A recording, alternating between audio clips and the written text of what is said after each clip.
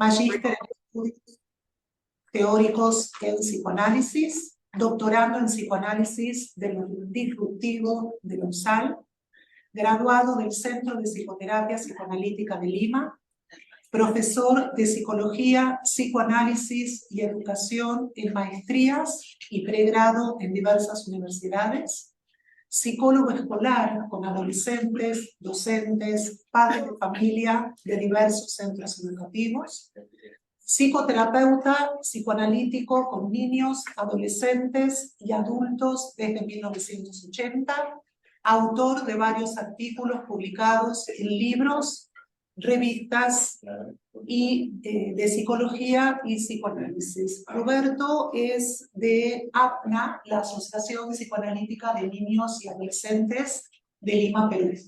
Roberto, te escuchamos. Muy bien, muy buenas tardes. Qué bueno que se haya podido solucionar estos impases del internet. Quisiera entrar de frente al tema y porque pienso leerlo y quisiera que alcanzara el tiempo para poder presentar todo el análisis que hago sobre la película Un cuento chino. Si estamos de acuerdo, podría empezar con la lectura. Adelante. Gracias. La he dividido en etapas y en interpretaciones de unidad de sentido. La película empieza creando una atmósfera de desconcierto al escuchar un idioma hablado por dos jóvenes, pero que es desconocido para una audiencia hispanoparlante, el chino mandarín. Poco a poco, el ente va adentrando en un espacio bello, como un lago, aves, es decir, un paisaje idílico, llegando hacia la pareja que se encuentra en un diálogo amoroso por los gestos entre ellos. El espectador es llevado a una situación expectante de un romanticismo clásico, como el de dos jóvenes enamorados en un momento previo al avance del varón que está por entregarle los anillos en algo que podría ser entendido como una pedida de mano. Sorpresivamente, se oye el mugido de una vaca que se le ve cayendo y destruyendo el escenario romántico en una tragedia que envuelve al espectador y lo lleva por el camino de la frustración, el dolor y la desesperanza, contrario a la identificación que proponía la escena. Muy bien. Interpretación de unidad de sentido, el deseo del espectador. Roberto, ¿nos estás escuchando? Sí, claro. Aguardanos, por favor, unos minutos a ver si podemos...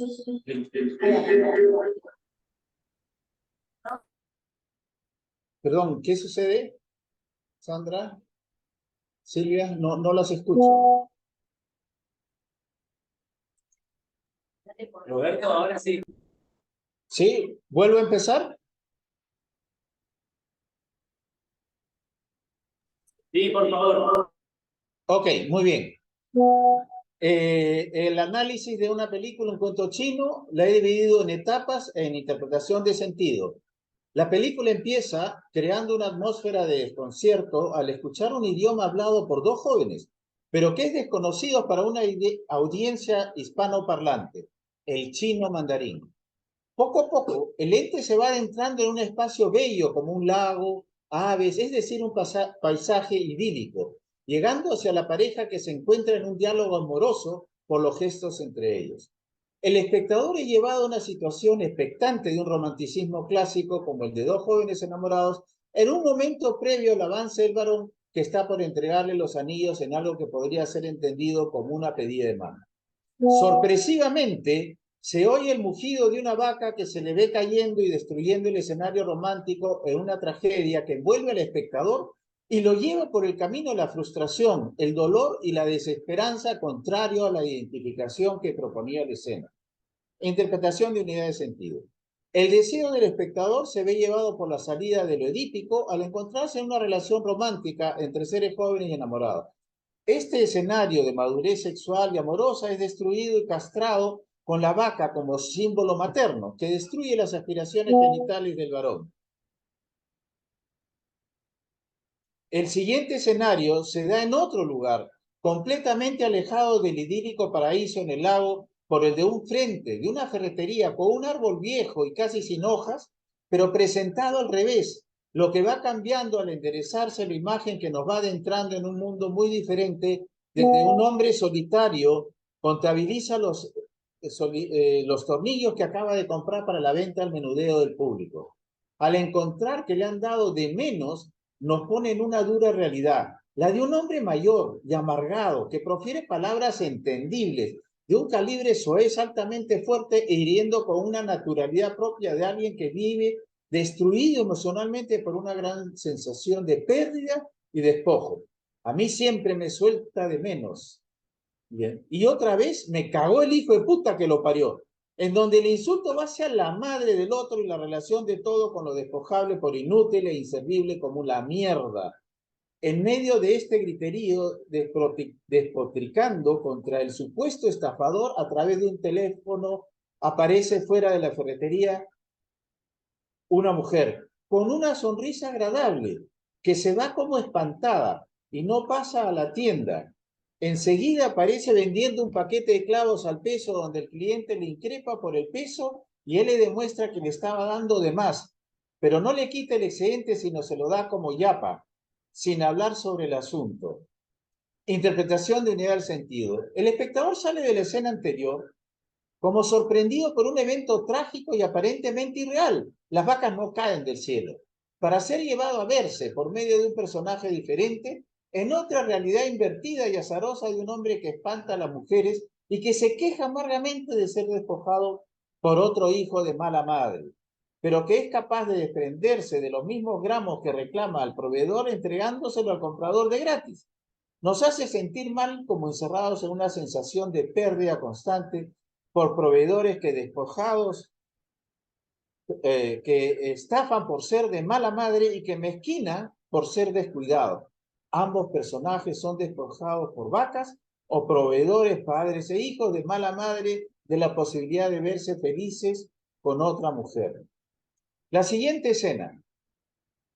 Un proveedor amigo, Leonel, le trae periódicos pasados a Roberto porque él colecciona y le habla de la pariente que podría beneficiarlo como posible pareja.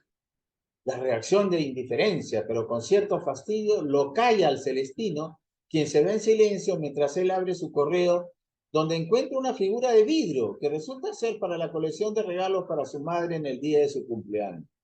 Posteriormente se le ve despotricar solo contra clientes como el que le desconfiaba el peso de la venta y donde él se muestra como que sabe que siempre le da de más.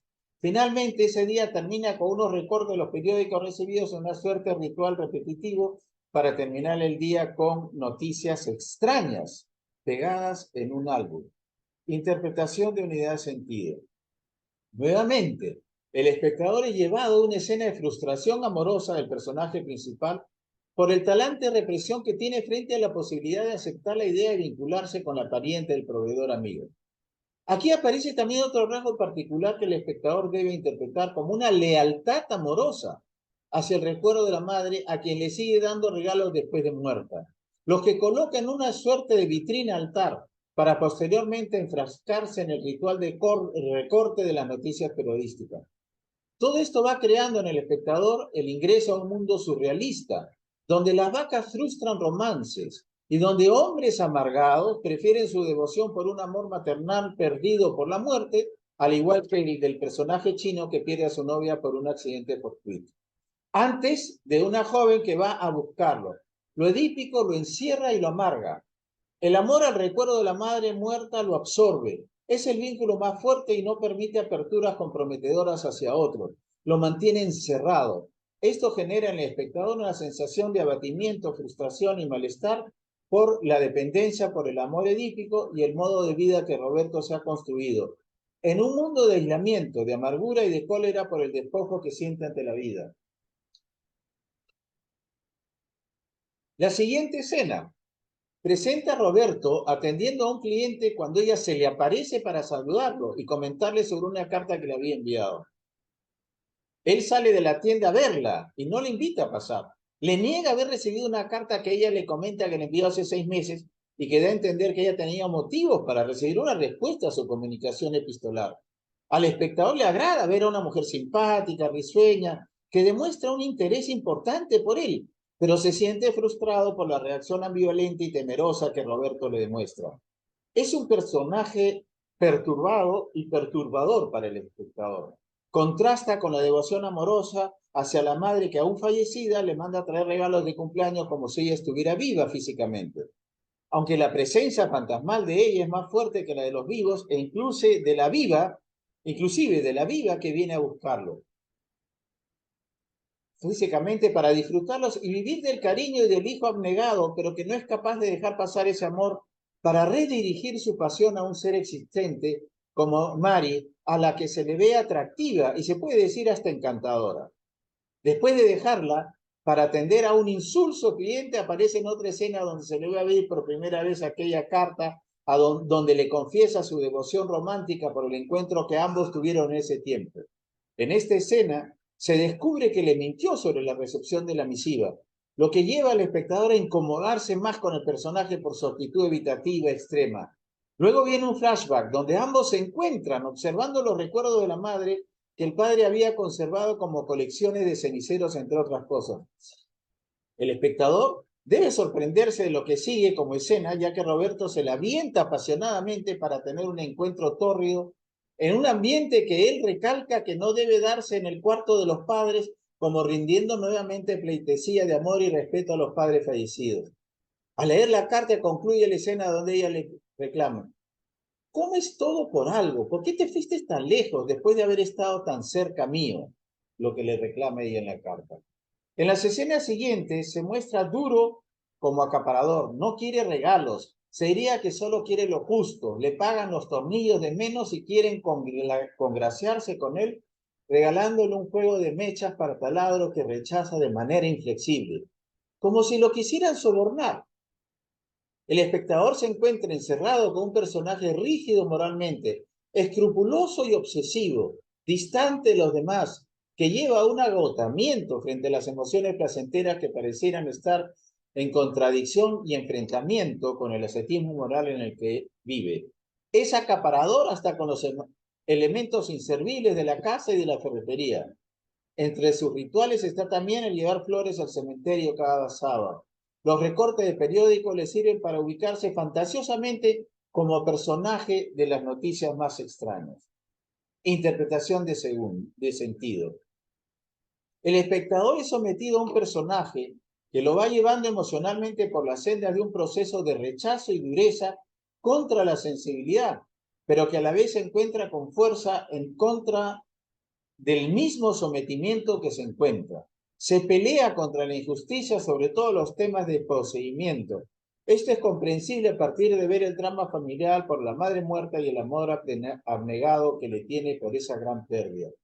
Ubicando al espectador en un duelo no resuelto y un entrampamiento emocional por un amor a una madre que lo hace sentir mal por no haberla conocido y a lo mejor como culpable por su desesperación, como si hubiera muerto durante el parto, dejándolo a él como responsable.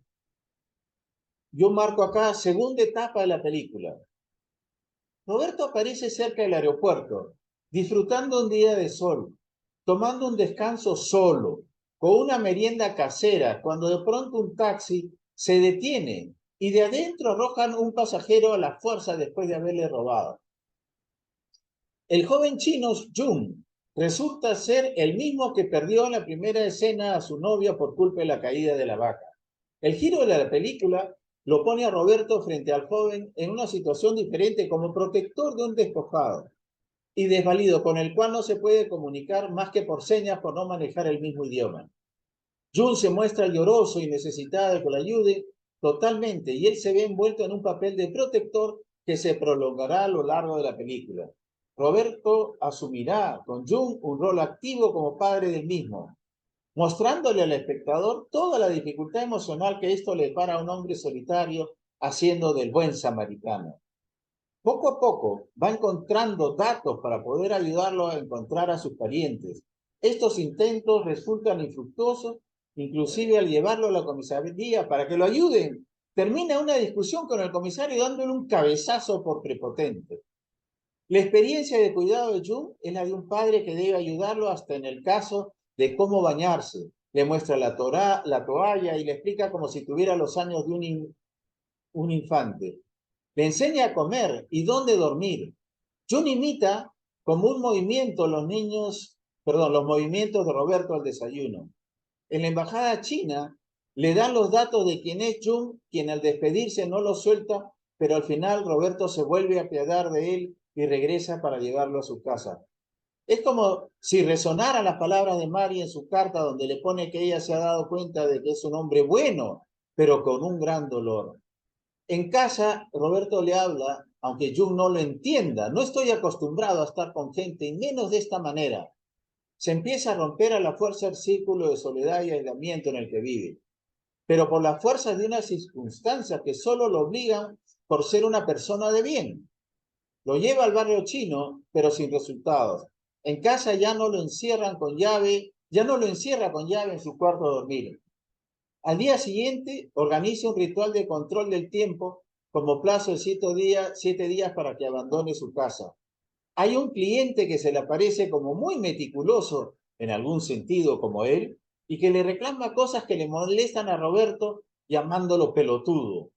En medio de los recortes periodísticos de noticias insólitas, encuentra la de un accidente en la que se imagina siendo parte de este y donde mueren ambos, el pelotudo y él. Empieza por darle una actividad de ordenamiento del patio, botando todo lo acumulado y sin valor que él no pudo hacer anteriormente. Interpretación de sentido. El espectador es llevado por emociones e identificaciones con Roberto no concebidas anteriormente. El azar lo ubica en un rol de socorro de un joven chino despojado por delincuentes y perdido en un país desconocido. Por sus características, se puede disfrutar de verlo en los enredos por ayudarlo. Un hombre que no deja de ser bueno, a pesar de su preferencia por su aislamiento. De pronto se ve envuelto en un rol protector o paternal. Lo ayuda, lo educa, pero no quiere quedarse con la responsabilidad y con el compromiso, pero no sabe ser malo y no puede abandonarlo. Aparece Mari en la ferretería para invitarlo a cenar. Le cuenta lo del joven chino y ella lo invita también. Roberto se niega a asistir, pero no le dejan escapatoria. Demuestra un cuidado maternal por él al verle la huella del golpe al comisario en la frente, pero él no se lo explica. En la cena familiar todos comen juntos, conversan mientras Mari lo mira a Roberto con gracia y alegría de que esté cenando con ella y su familia. Él se niega a todo ofrecimiento cariñoso de ella. Le ofrece torta, pero con la justa Roberto se muestra agradecido dentro de su estado de inhibición. Mientras Jung se va ganando su estancia al arreglar el jardín y el patio, Roberto se fastidia cada vez con detalles que la convivencia doméstica doméstica en la casa. Jung arregla y pinta la pared, demuestra sus habilidades en el dibujo con un lápiz que Roberto bota. Mari se presenta a la ferretería para llevarlo a pasear a Jung por la ciudad. Esto lo lleva a Roberto a guardar la ropa del joven en la mochila, como un arrebato de celos. Suena el teléfono de un supuesto tío que va a pasar a recogerlo al día siguiente, y cuando Mari llega, se ofrece a contribuir con una cena de despedida. La familia que llega al día siguiente no es la familia que él esperaba y lo dejan para fastidio de Roberto, que ya se veía liberado. Mari llega cuando se fueron y lo acompaña en su frustración. Sigue la búsqueda en la embajada china y termina peleándose con unos burócratas insensibles. Esta vez fue solo. Al llegar a casa, Jung se ofrece a cocinar, pero no lo toma en cuenta. Abre la ferretería, pero se aparece el cliente pelotudo, al que lo larga a gritos. Tampoco lo soporta ya al joven. Le da instrucciones a Jung al día siguiente para que bote todo lo que hay en una habitación por ser inservible. En el esfuerzo, Jung rompe la vitrina con todos los regalos que Roberto había comprado para su madre muerta. Esto termina de romper la paciencia de Roberto, quien lo sube en un taxi con destino al barrio chino sin retorno. Se le ve después totalmente derrotado y triste frente a los restos del vidrio de los regalos para su madre. Interpretación de unidad de sentido. El rol de padre llega a su límite. Jung rompe el nexo físico que Roberto tiene con su madre. Los regalos celosamente guardados para la idolatría hacia el amor materno son rotos por este hijo adoptivo a quien termina expulsando de su hogar. No importa si lo hizo por error ayudándolo. Este hijo que tiene sin pareja viene a querer con su presencia y torpeza interferir contra el amor que tiene hacia su madre imaginaria a través de los símbolos físicos, regalos que lo mantienen vinculado a su deseo y recuerdo. Los celos edípicos contra aquel que interfiere en su amor maternal no le permiten distinguir el accidente y la realidad de que Jun sigue necesitándolo como padre sustituto. Jun también es huérfano igual que Roberto. Tercera etapa de la película. Aparece Mari en escena luego de que Roberto botó a Jun de su casa. Ella se sorprende de la explicación de cómo se fue y le da su comprensión frente al problema de tener un extraño en casa que inclusive no habla el mismo idioma. Ella lo reconoce, a pesar del gesto último, como un hombre bueno capaz de socorrer a un extraño en esas circunstancias. Roberto se da cuenta que ella entiende lo que le pasó y le aclara lo difícil que es para él manejar ese tipo de situaciones. Ella le hace ver que lo comprende y que lo sabe, porque a ella tampoco le deja entrar fácilmente. Mari avanza más y arriesga todo confesándole nuevamente su amor por el... Yo te quiero, Roberto, es así de simple. Y el otro le contesta, apenas me conoces, Mari, comenta él y ella procede. Sos gruñón, ermitaño, sensible, bueno y valiente. Y además tenés esa mirada que me mata. Roberto la escucha y se le nota en la expresión de su rostro una profunda conmoción emocional que tan solo lo lleva a decirle que ella es muy buena. Aquí el espectador es llevado a sentir el profundo cambio afectivo que Mari logra desatar en Roberto. Le rompe sus defensas frente a sus sentimientos amorosos, frente a su sensibilidad, recuperando en él su compromiso afectivo. En la siguiente escena se le ve a Roberto yendo a buscar a Jun al barrio chino. En el camino se cruza con el comisario sin darse cuenta, el policía lo va a seguir para vengarse. Esto es visto por Jun, quien lo sigue y termina socorriéndolo a Roberto al romper un pote de cerámica en la cabeza del comisario. Ha logrado retribuir el gesto protector de Roberto, salvándolo de la paliza del policía corrupto. De regreso a la casa, se invierte el papel y Jun ha pasado de ser el hijo desprotegido para ser el padre protector, lo que lo lleva a comportarse con mayor seguridad ante Roberto de regreso a casa. Roberto después, con su discurso coprolálico y agresivo y anal, dice, ¿por qué mierda estoy metido contigo en esto? Invita al joven repartidor de alimentos chinos a una cena como traductor y en desagravio le agradece por ayudarlo con el policía. Le comenta al traductor que le diga que Jun se puede quedar un tiempo más. Este gran pleito con una autoridad policial, símbolo paterno social, que abusa de su poder con la prepotencia, propia de un abusivo que en realidad no sorprende a Roberto. Él convive con una autoridad dentro de él que es semejante. Ante las amenazas del policía en la comisaría de ponerlo a él en el calabozo, si no le pide disculpas, Roberto no se amilanó y lo golpeó de un cabezazo. El hijo adoptivo y desvalido lo rescata de ese ser interno y obviamente externo, con valor y reciprocidad. Roberto le ofrece pagar un curso de español para que pueda buscar trabajo y pueda independizarse. El gran pleito contra el padre prepotente y abusivo, significado por el policía, lleva al cambio de Roberto, quien cede frente a Jun y quiere terminar su tarea como padre protector y ya no como padre castrador, celoso por Mari. Y también Hola, Roberto, te voy a pedir por favor que vayas cerrando, si es posible, en un par de minutos. Gracias. ¿Quieren que vaya más despacio o quieren que acorte el trabajo? No, de ir cerrando por el tiempo. Ok. Bueno, entonces, él comienza a hablar. Yo tenía 17 años. Jun le cuenta que estaba por casarse y le pregunta qué es lo que recorta de los diarios. A lo que Roberto responde, colecciono noticias increíbles y absurdas. Jun pregunta el por qué. Roberto trae su álbum de recortes y explica que su viejo era un inmigrante italiano que recibía un diario que trajo la noticia de él del inicio de la guerra entre Inglaterra con una foto de Roberto con una ametralladora en mano. Mi viejo salió huyendo de una guerra y no sabía que aquí lo esperaba otra.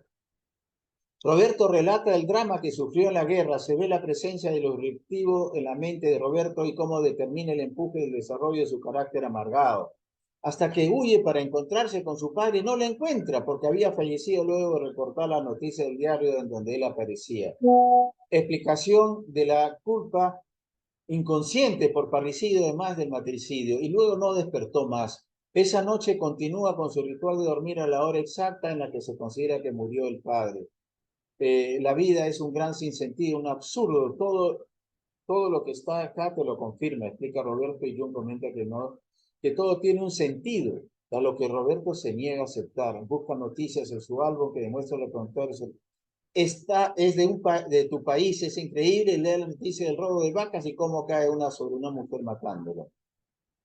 Para ir cerrando la cuarta y última parte de la película, es el cierre del comienzo misterioso de la película que une el drama de la vida de ambos. Las injusticias de la vida los han puesto en el mismo camino dramáticamente disruptivo. La madre Roberto fallece cuando él nace. El padre muere la noche en que ve la noticia de la guerra con el hijo en la foto del diario. Se instaura en el ritual de coleccionar noticias insólitas como la de su padre, dramáticas y de muerte como la que se llevó la vida de su padre en un intento de pasar lo mismo que su padre, como forma de espiar la identificación con él como responsable de su muerte por ser parte fotográfica de la noticia fatídica. La siguiente noticia de colección es sobre la muerte de la novia de Jung. El drama los une y empieza a tener sentido para el espectador el descubrimiento que Roberto hace sorprendido al ver la coincidencia. El espectador ató el cabo antes que él, lo que lo lleva a vivir intensamente la sorpresa afectiva de Roberto antes de ver su reacción. Ambos se quedan mirando sorprendidos, perplejos ante el evento que los une. Son parte de dramas de noticias insólitas y absurdas de personajes amados que fallecen de la manera más insólita pero disruptiva. Roberto entra en crisis, se alcoholiza y trata de controlar sus sentimientos con el ritual de contabilidad de los tornillos. Al día siguiente suena el teléfono y al contestar se da con la noticia de que el tío llama anunciando que va a buscar a Jung. Este se conmueve y termina llorando frente a Roberto, quien lo consuela. Se despiden en el aeropuerto. Roberto encuentra dibujos de Jung donde lo ha puesto a él luchando contra un tigre de Bengala y a Mari como una mujer en el aire como volando. Al día siguiente, el pariente de Mari le trae los periódicos y Roberto le da un encargo para Mari, a lo que él le dice: llegaste tarde, se fue ayer, pero cualquier cosa yo le digo cuando hable con ella. Roberto aparece otra vez en su soledad, cocinando, y al pasar por el patio ve el gran dibujo que yo le he dejado de una vaca inmensa en un campo. Esto promueve en Roberto el cambio definitivo y va a buscar a Mari, quien se encuentra ordeñando su vaca en su casa. Finalmente, la interpretación última de unidad de sentido. Una vaca es robada, símbolo materno. La madre que da vida con su leche es secuestrada por manos extrañas a sus legítimos poseedores. La madre de Roberto le es quitada al nacer por un problema no explicitado, pero que lo deja con una gran ausencia de amor maternal. En el caso de Jung, el símbolo materno se lleva el amor romántico, joven y aparentemente no edípico. Ambos sufren un desposeimiento disruptivo que cambia el desarrollo de sus vidas. Sin embargo, este mismo símbolo materno los une como noticia y como promotor del desarrollo de la pulsión amorosa. Es el destino que para el espectador se va deconstruyendo poco a poco a lo largo de la película. Una deconstrucción que lo lleva desde el dolor por la pérdida de Jung del amor romántico hasta el encuentro y liberación del amor edípico y enclaustrado en un sufrimiento que lo ha convertido en un amargado a Roberto. Toda la trama principal va a guiar por unos sentimientos de fastidio y molestia por identificarse con Roberto y su amargura, distancia afectiva y aislamiento hasta el final en que se rompe con los sentimientos de culpa frente a la muerte de su padre. La madre muere cuando él nace y el padre muere con el recorte periódico donde sale su hijo yendo a la guerra. Y se encuentra el sentimiento romántico por Mary. El espectador queda atrapado en la propuesta neurótica de Roberto, donde la trama edípica que ha vivido lo envuelve y envuelve al espectador hasta que se le permite liberarse por un gesto final de compromiso con un desconocido que está perdido por haber cambiado de rumbo al perder a su amor romántico y cae desvalido y desprotegido en el camino de Roberto. Muy bien, ahí termino. Gracias por su tiempo.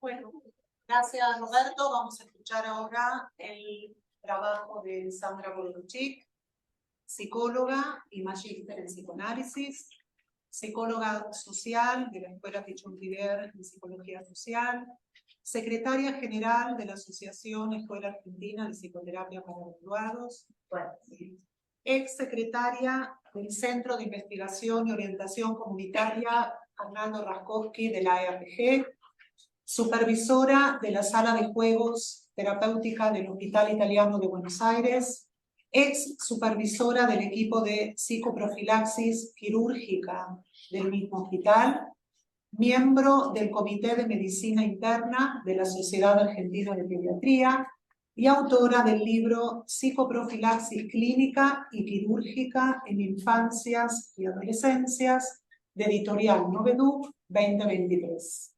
Escuchamos. Bueno, voy a tratar de hablar fuerte para que me escuchen. En principio quiero agradecer al Consejo Directivo y al equipo de Congreso por haberme dado la oportunidad de estar acá en esta mesa representando a la EAPG en un año muy especial para la EAPG, para los colegas que están por YouTube, donde nuestra asociación está cumpliendo 60 años, como nos gusta decir, construyendo psicoanálisis. Así que la cámara está aquí, yo miro por ahí, para mirarlo. Así que bueno, voy a empezar a leer mi trabajo, se llama Las infancias en tiempos actuales. Vamos a ver cómo podemos integrar con el trabajo de Roberto, que por ahí habla de adultos, qué pasó en sus infancias. Vamos a ver cómo sale. La infancia o niñez es un término amplio, aplicado a los seres humanos que se encuentran en fases de desarrollo entre el nacimiento y la pubertad o adolescencia. Utilizarlo en plural, las infancias, permite incluir las múltiples experiencias que atraviesan. Los niños, dice Julio Moreno, son permeables a lo que se espera de ellos. Se forman y conforman de acuerdo al concepto de infancia imperante en cada época y en cada sociedad.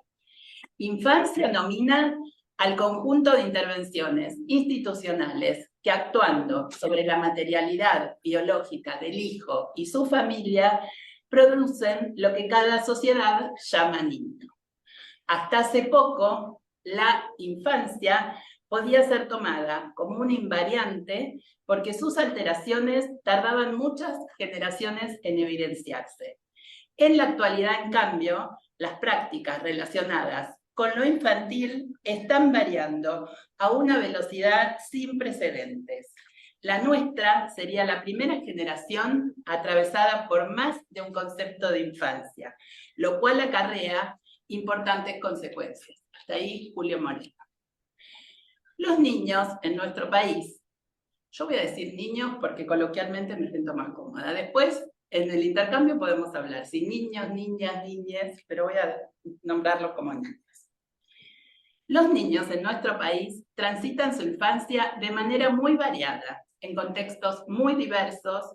Algunos tienen una crianza y ambientes muy favorables. Otros viven en el desamparo, con situaciones de pobreza, violencia, malnutridos, privados de los derechos básicos que los protejan en el acceso a la salud y a la educación. Desde que el bebé nace, requiere de vínculos para sobrevivir. Es a partir de esa relación con otros que puede nutrirse y desarrollarse. Bueno, ahí el cuento mostraba que la necesariedad de esto, ¿no? En el seno de la familia, hoy con configuraciones de lo más variadas, homoparentales, monoparentales, las que podemos nombrar, entonces, es el seno de la familia el lugar donde el infans va construyendo un entramado de experiencias que le permiten ir configurando representaciones del mundo, modos de satisfacción pulsional, normas, etc. Cuando Freud, en Introducción al Narcisismo, cita His Majesty the Baby, dice que podemos observarlo en el niño mediante una inferencia retrospectiva desde el punto de vista de los padres. La actitud tierna de los padres hacia sus hijos muestra el renacimiento y reproducción del propio narcisismo. La sobreestimación, marca del estigma narcisista en la elección de objeto, gobierna este vínculo afectivo.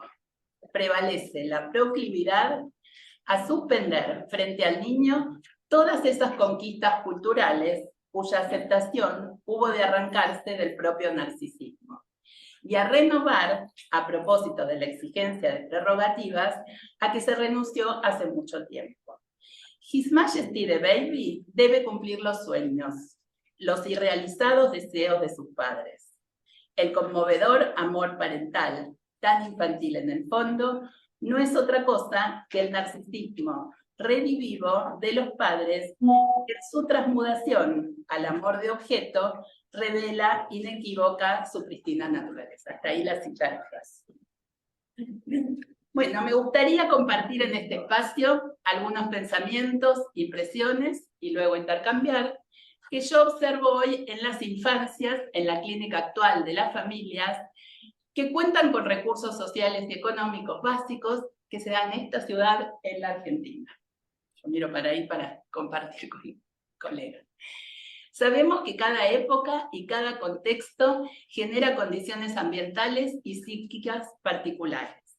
Fija una gama de ideales y significaciones que facilitan, sostienen o dificultan los modos de crianza. En la Argentina, como en otros lugares del mundo, vivimos un ritmo cada vez más acelerado, centrado en el individualismo, en la satisfacción inmediata y en la búsqueda de logros materiales, propios de la sociedad de consumo. Los adultos a cargo están expuestos a altas exigencias laborales, económicas. Tienen que hacer frente a los avatares de la convivencia, la crianza, la supervivencia y la mirada de los otros en una cultura exitista. Dadas estas características epocales, me surgen preguntas que comparto respecto a la constitución del psiquismo de los niños de hoy. Sabemos que el entorno inicial en que los niños viven tendrá un impacto trascendental sobre la constitución del psiquismo. Hay entornos que promueven el desarrollo en la primera infancia y otros que dejan huellas como consecuencias muy desfavorables para el futuro del niño. ¿Cómo se da hoy esa transmutación del amor hacia los hijos? ¿Qué disponibilidad a la crianza tienen hoy los padres para volcar todo su interés en el libido de objeto, en el hijo? ¿Qué deseos tienen los padres hoy? La constitución psíquica requiere del encuentro con la subjetividad ajena, la presencia de la madre o sustituto significativo. Cuanto más estimulante sea su ambiente inicial, más recursos tendrá disponible para su progreso en la vida. Es en la relación temprana donde se gestan los cimientos psíquicos del infancia. Son muchos los autores que enfatizan la función que cumplen los progenitores en la constitución del psiquismo temprano. Entre ellos Winnicott, ustedes ya sabrán de esto, señala que es la madre quien echa en la infancia los cimientos de la salud mental del ser humano. La madre aporta un medio dentro del cual se pueden producir unos procesos complejos pero esenciales para que el yo del niño pueda completarse. Cuando Winnicott dice madre suficientemente buena, se refiere a aquella capacidad de la madre para identificarse plenamente con su hijo en los primeros momentos de vida, fundamental para adquirir el contacto con la realidad, la integración y el sentido corpóreo. Describe a una madre que desea a su hijo y tiene la posibilidad psíquica, consciente o inconsciente, de satisfacer ese deseo. Facilita así el despliegue de tendencias hacia el desarrollo y continuidad existencial, poniéndose en el lugar del pequeño para satisfacer sus necesidades. El fracaso de la adaptación materna en la fase más precoz no produce otra cosa que la ruptura de la continuidad existencial y por ende traumas para la construcción del self del pequeño. Esto es único. En los contextos actuales, ¿Pueden las madres, o acá ya no diríamos solo las madres, sino quien cumpla ese rol, estar disponibles a atender plenamente las necesidades de su bebé, logrando esa adaptación suficientemente buena? Ya Winnicott nos aclaraba respecto al cuidado materno que debía ser un cuidado parental, porque debe incluir al padre para cuidar y sostener a la madre, para que pueda cumplir estas funciones señaladas. Expresa que para que una madre pueda sostener a su hijo, debe ella ser bien sostenida, ya sea por su pareja, por su familia o por su entorno. Las configuraciones de familias actuales muestran que algunos conceptos clásicos acerca de lo materno y lo paterno tienen que ser reformulados.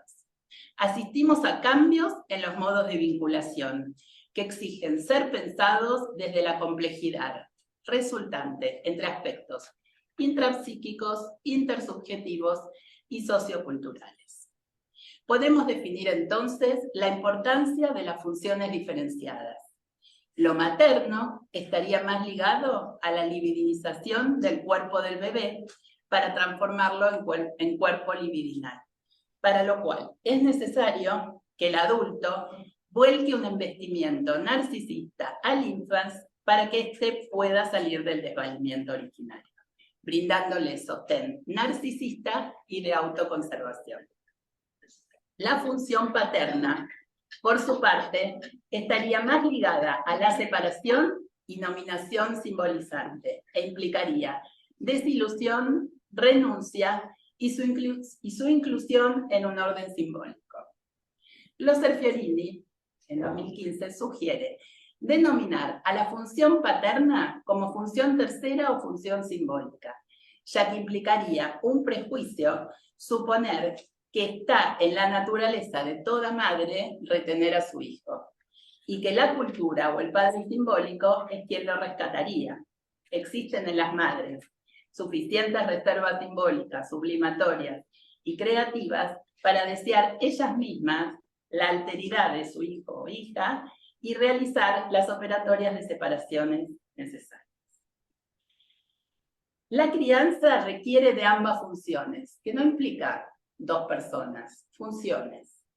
Es un tiempo de trabajo y dedicación a los hijos para cumplir con el sostén necesario para que el sujeto tenga existencia.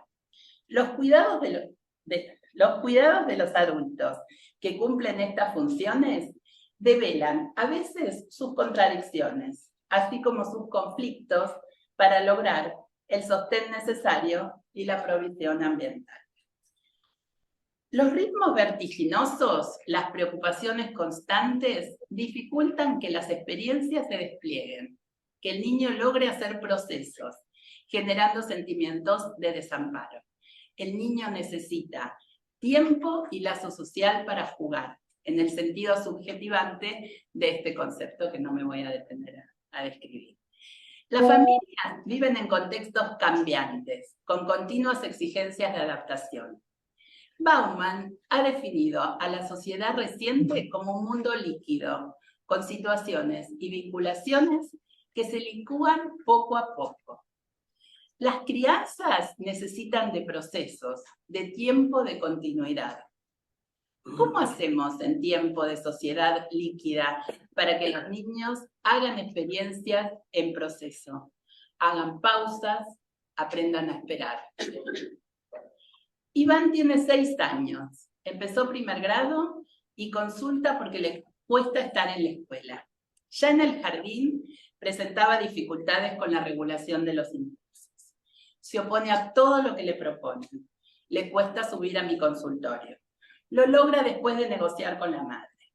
Una vez en sesión, puede jugar y entabla buen vínculo conmigo. Elige jugar con muñequitos que pelean con mucha intensidad. Relata las peleas y yo intervengo con otros muñecos. Y él dice, este ganó, este perdió, este está muerto. Iván, otra vez ganó el verde, porque es muy poderoso, es superhéroe. ¡Ojo! Tiene un rayo electrocutador, va a conquistar el mundo. Terapeuta. El mío tiene escudos protectores que detienen los rayos. Suenan rayos, golpes. Iván. No escucha porque usa un ataque sónico que anula los sonidos. Sus sesiones transcurrían con juegos de peleas y carreras de autos, con mucha velocidad e intensidad.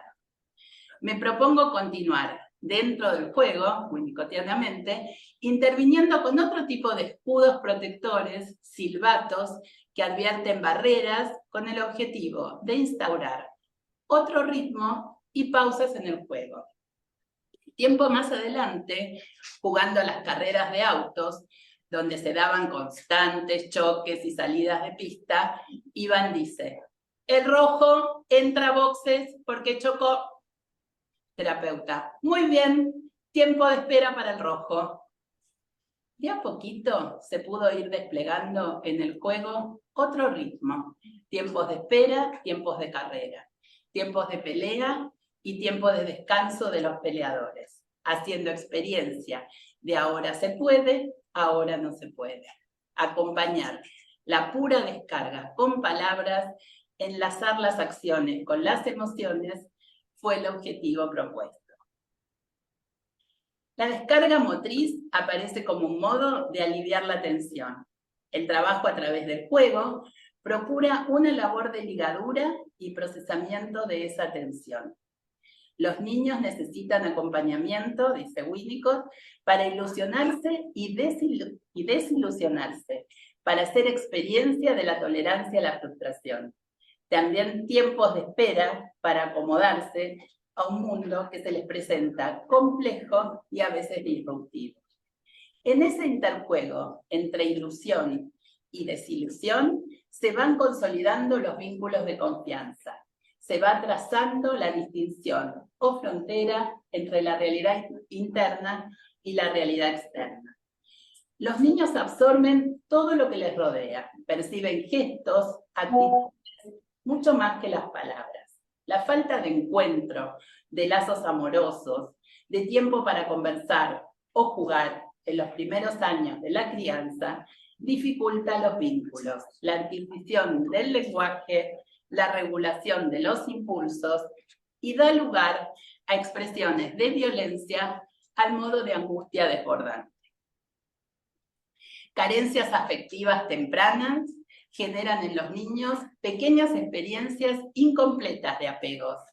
Niños inseguros, pero a la vez caprichosos, berrinchudos, insatisfechos, siempre pidiendo más, sin capacidad de espera y de disfrute. Resulta entonces fundamental la función del ambiente para poner coto a la descarga pulsional desregulada. Cuando los adultos responsables, los padres o quien esté a cargo de la crianza, no pueden contener la impulsividad, no se erigen como vínculos de confianza, capaces de hacer transitar al niño experiencias de ilusión y desilusión. Se hace evidente las fallas en la constitución del psiquismo, los déficits en la conformación del superyo. Asistimos a una época de grandes transformaciones socioculturales, instalando lo cambiante, disruptivo, como una marca epocal. Estos modos de vivir generan en los adultos incertidumbres constantes respecto a lo conocido, aprendido, que hacen poner en duda la firmeza y sostén que los niños necesitan para consolidar sus procesos de maduración y desarrollo. Los niños necesitan estar acompañados para hacer experiencias de tope a la satisfacción inmediata y ejercicio de la tolerancia a la frustración. Si no es así, los niños se empoderan e intentan arreglárselas solos con las consecuencias que esto implica. Delfina tiene 8 años. Refieren los padres que tiene muchos berrinches, se empaca, no acepta ningún límite, pelea con sus hermanos, en la escuela no termina las tareas, no quiere copiar del pizarrón. Dice la madre, es terrible, mandona, quiere dirigir la vida de todos. También comentan que tiene miedo a los perros y a la oscuridad, que no duerme bien y duerme en su pieza solo si está su hermana. Jugamos durante las sesiones a distintas situaciones que transcurren en la escuela. Los alumnos no hacen la tarea, le da más tarea a algunos a su criterio, va cambiando de rol. Es maestra, directora, alumna popular. Delphi. ¿Hoy querés jugar a que yo soy una maestra muy mala y vos la alumna? También voy a ser una alumna nueva, Lucía, que es hija de la señorita. Empieza la acción. Delphi. Ella sale del consultorio y entra. Hola, soy Lucía, soy millonaria y soy la hija de la señorita. Esperá, me dice, esperá. Y hace con papel muchos billetes y los pone dentro de sus cuadernos y tareas para continuar el juego. Otra sesión, jugando a la escuela. En la escena de juego había habido una discusión entre Delphi, alumna popular, y otra alumna por quien se sacó la mejor nota. Delphi entra.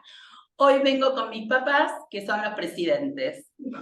Muestra sus cuadernos, tira algunas hojas. Yo hago lo que quiero con la prueba porque mi mamá es Cristina. Terapeuta directora. Buenos días, alumna y señores presidentes. Les quiero contar que acá en la escuela hay reglas y el tema de las notas lo van a tener que hablar con la señorita. Delphi abre la puerta y se retira con un portazo.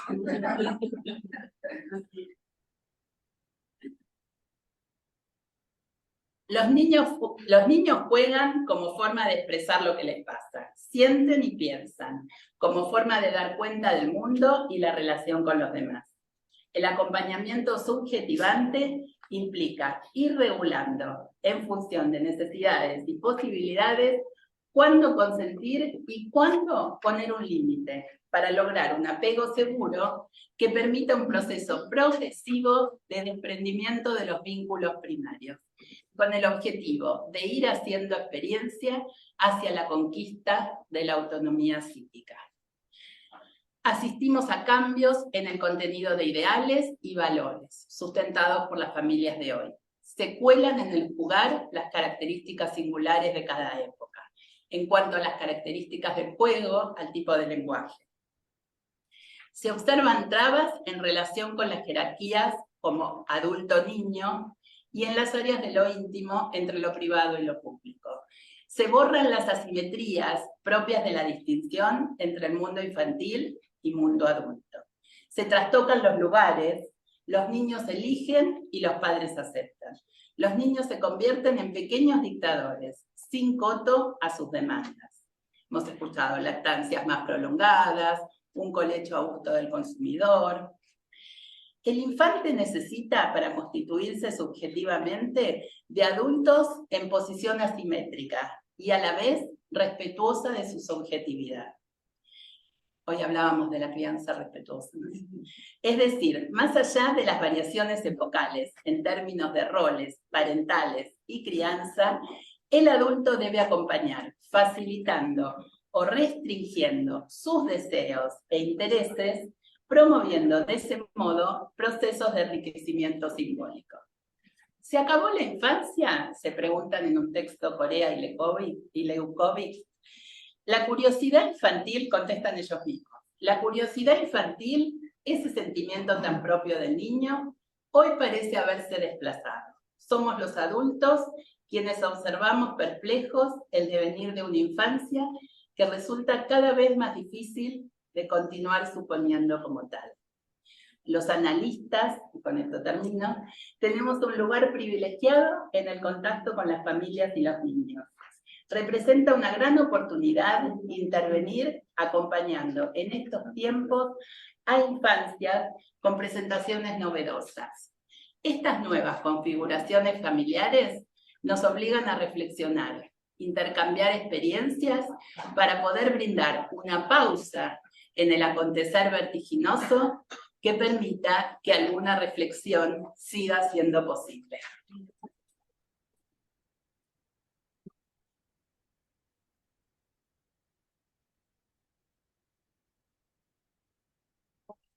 Tenemos un breve tiempo para el intercambio. Unos minutos. ¿Hay preguntas?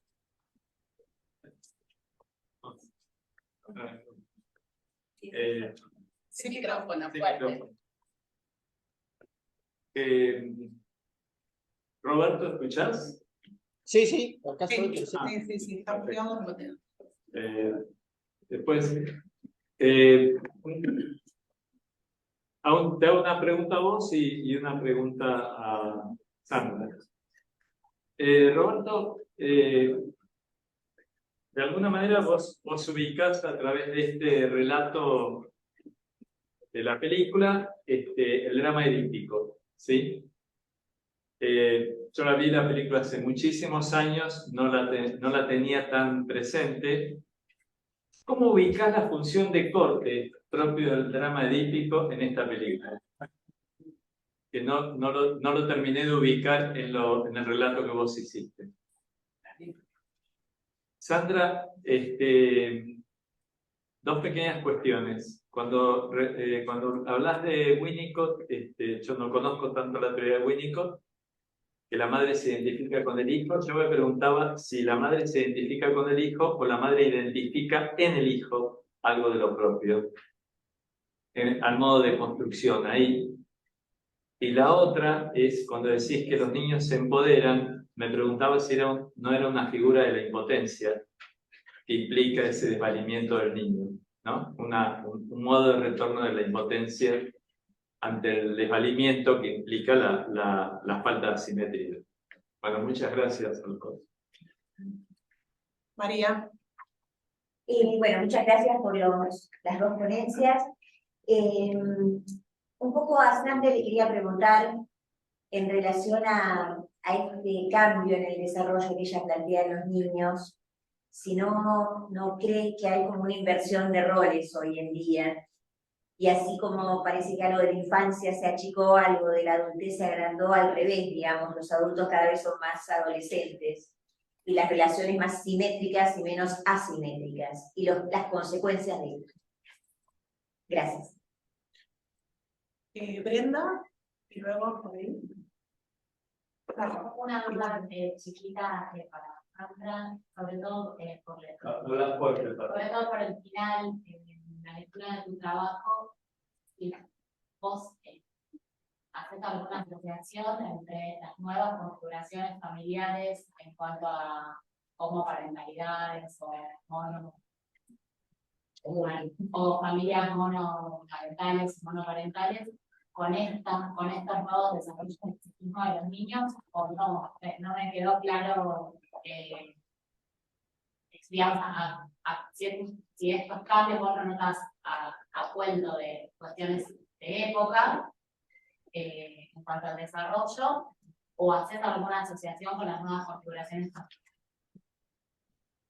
No, yo más que nada, para Sandra, una reflexión en cuanto a esto de las crianzas.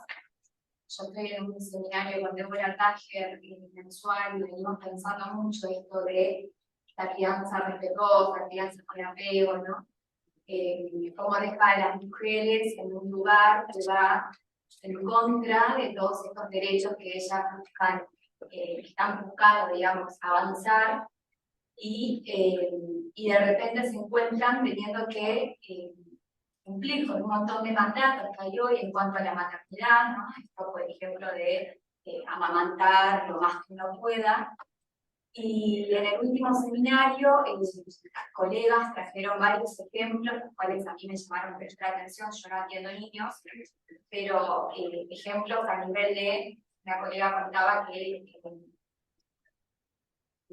su paciente decía que, bueno, la hija pedía un cuchillo, y bueno, y ella me pedía el cuchillo, y yo le decía que no, porque se podía dañar. Bueno, se lo terminé dando, y de última la llevó a la guardia, saqué el cuchillo, ¿no? Y como, yo por ejemplo, así de adultos que terminan cediendo a la petición del hijo, al punto tal de, también, una madre que tenía una niña de 2 años y un bebé de 5 meses, y ella amamantaba en tándem, y ella estaba agotada, decía, ¿cómo voy a dejar de verlo entre 2 años? Porque capaz de que ya no lo disfrutaba, ya me estaba pasando muy mal con la situación. Si él me lo pide y deseo lo necesita, ¿no? Como hablamos mucho de este bebecentrismo, ¿no? Todo basado centrado en las necesidades del bebé, de lo que el bebé necesita, a un costo muy alto de estas madres. Bueno, gracias.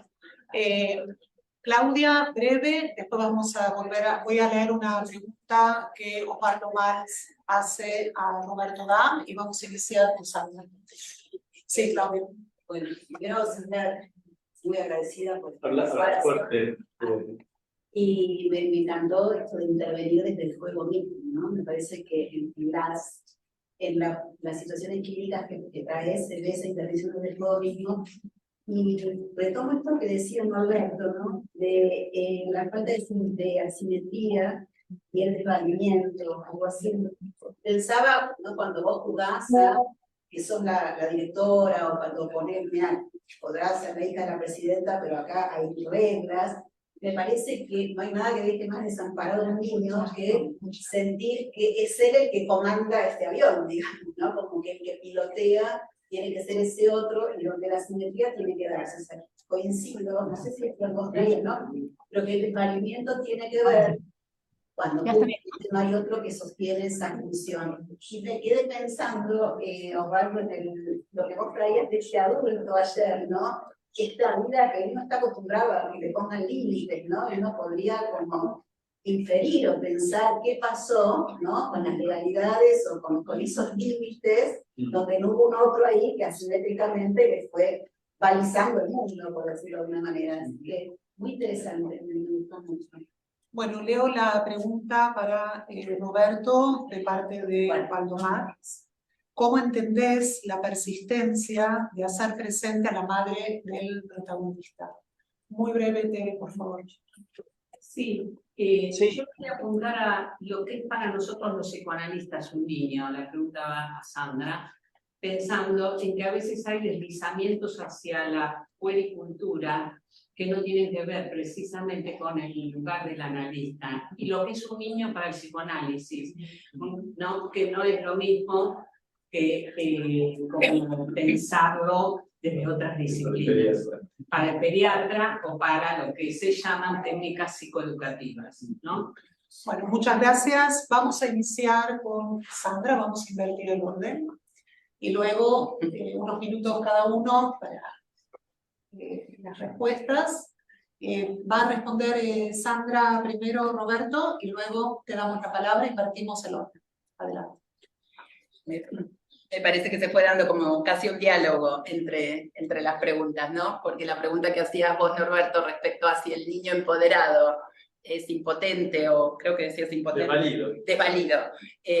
Me parece que eso es lo que observamos continuamente en la clínica, que a ese niño que no se le puede poner coto, que se satisface todas sus demandas, que se atosiga de demanda, porque se le da antes de que pida a veces, justamente lo que no puede construir es esa seguridad interna, ese tiempo para desear, para pedir, y para que esa demanda sea satisfecha. Entonces, en ese sentido, esta niñita, la hija de los presidentes, lo muestra muy bien. Ella es la hija de los presidentes, ella tiene toda la plata, ella que aparece todo en el juego, en realidad después no puede dormir sola, no puede quedarse sola en ningún lado, no puede terminar su tarea. En ese sentido, me parece que Claudia te contestaba un poco a esta pregunta. Y por supuesto que acuerdo en la importancia de la asimetría, que no implica no tener en cuenta la subjetividad del niño, ¿no? Y lo que el niño quiere, pero la asimetría permite ubicarse en un lugar de confianza y de seguridad que contiene y que acompaña. Y lo engancho con la de la crianza respetuosa, que también me parece que Teresa de alguna manera me ayudaba a contestar. Dentro de crianza respetuosa decimos muchas cosas. No es lo mismo el coach del sueño de Instagram o o algunas pautas que puede dar el pediatra o la, ¿cómo se llaman las que ayudan a amamantar? La puericultora, que el acompañamiento de un psicoanalista a una mamá que tiene determinados deseos y miedos frente a la maternidad. Entonces, no, pero vos no me preguntabas, vos me habías preguntado lo de las configuraciones, no sé quién preguntó, lo agregaste. No me quiero extender con lo de la crianza respetuosa, pero creo que son distintas cosas. Una cosa es tener en cuenta la subjetividad del niño y acompañarlo en un proceso, y otra cosa es que debe cumplir a rajatabla algunos indicadores o los famosos tips de las crianzas. Voy a lo de las configuraciones. Yo te diría que de ninguna manera las nuevas configuraciones muestran esta clínica. Me parece que, por eso a mí me pareció interesante ubicar en el texto que a mí me sirve pensar las funciones, que no son materna y paterna, que son funciones como de apego y de contención y funciones de poner un corte. Por eso decía que no necesariamente esas diferentes funciones las tienen que cumplir diferentes personas. La pueden cumplir una madre sola, la puede cumplir un padre solo, o lo puede cumplir una abuela, una niñera, claro, cuando esas funciones no están cumplidas. Y a veces uno les tiene que hacer experiencia en transferencia en el juego. Que eso es un poco lo que yo quería como mostrar con las viñetas.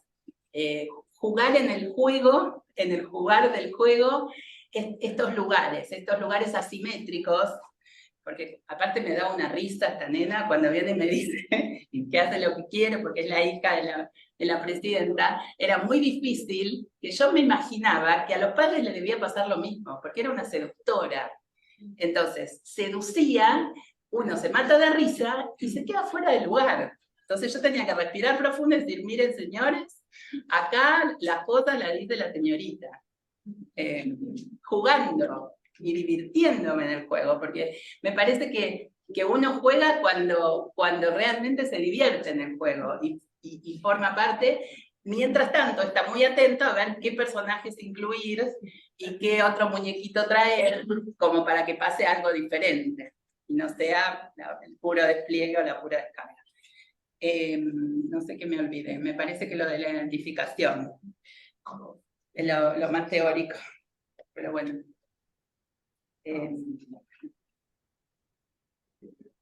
No me acuerdo cómo era, algo de por qué la madre se identifica con el... Es una cuestión metapsicológica. Ah. Si es que la madre identifica lo que es la necesidad del niño, o si la madre la construye identificándola a partir de su propia, de su propia sin duda. historia. Como, sin duda que como eso se construye, pero lo que sí me parece que es interesante marcar es esa disposición a identificarse, a brindarse, a desear a ese bebé, porque si no, por lo menos en los primeros tiempos, no es posible construir algo. Me parece que ese es el punto. Bueno, sí. Bueno, vamos a darle 2 o 3 minutos, Roberto, porque fue muy extensa la lectura, así que no tenemos demasiado tiempo para poder extendernos ahora.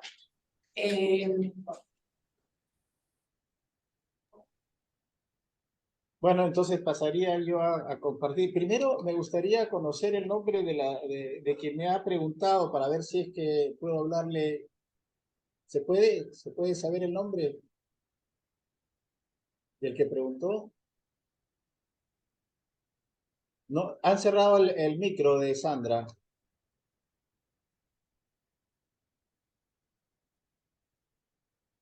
No escucho. No, se ha ido el sonido. No hay audio. No hay Sandra, audio. yo estoy escuchando a partir del audio de Sandra.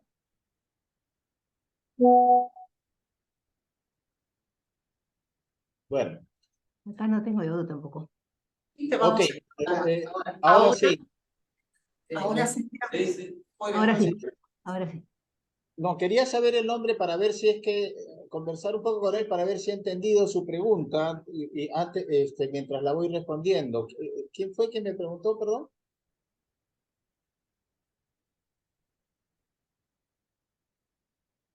Ahí solo un hombre, no sé, repetición.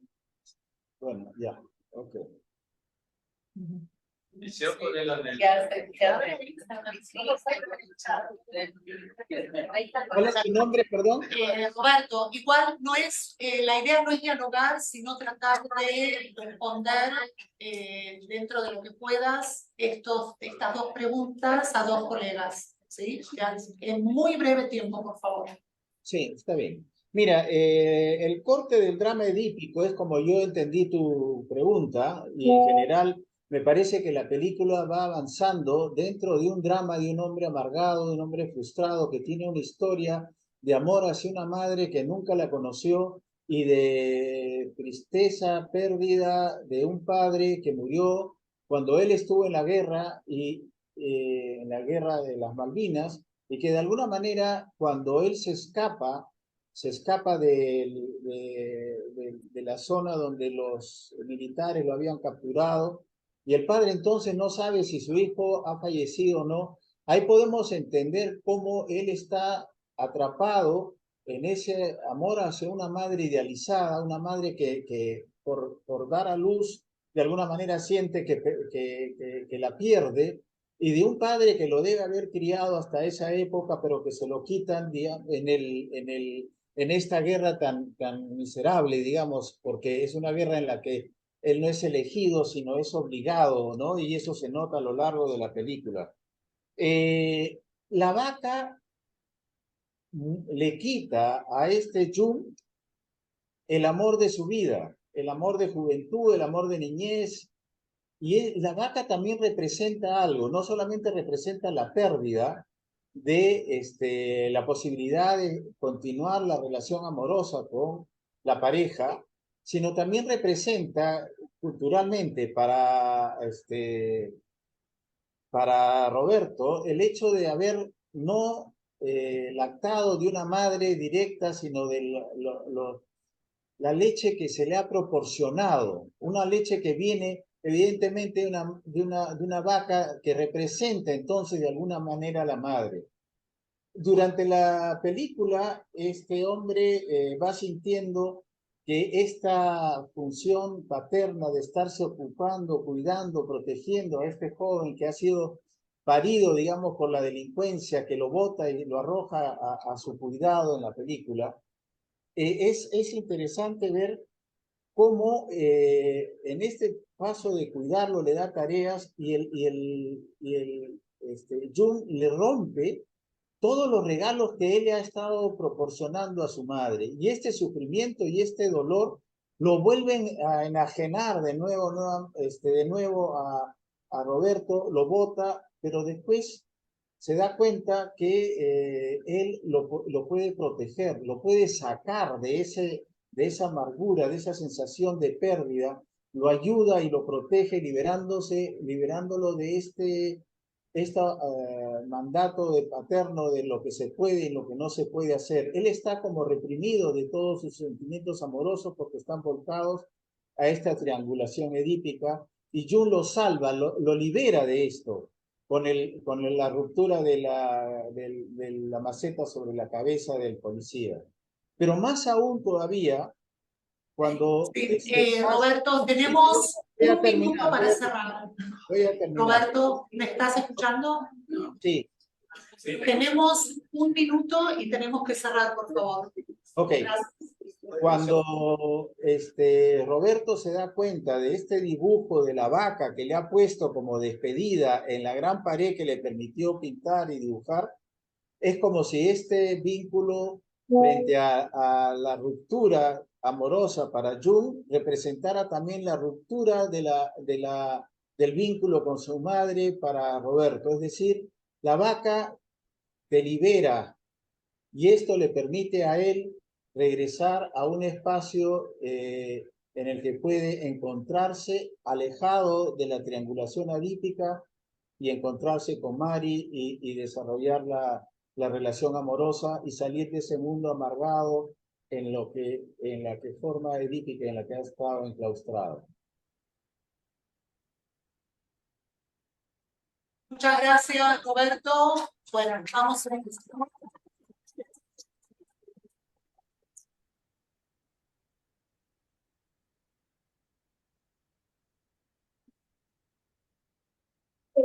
Muchas gracias y seguimos con el Congreso en las próximas actividades. Muchas gracias. Ahora trabajos libres, los que están acá para auditorio y que los distintos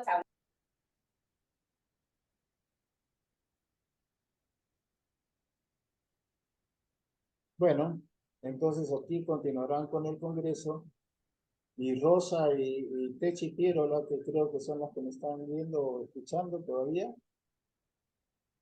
Techi, ¿Perdón? ¿me estás escuchando todavía? No, creo Sí, que sí, ya. perfectamente bien, sí. Sí, Un no, buen ya. rato.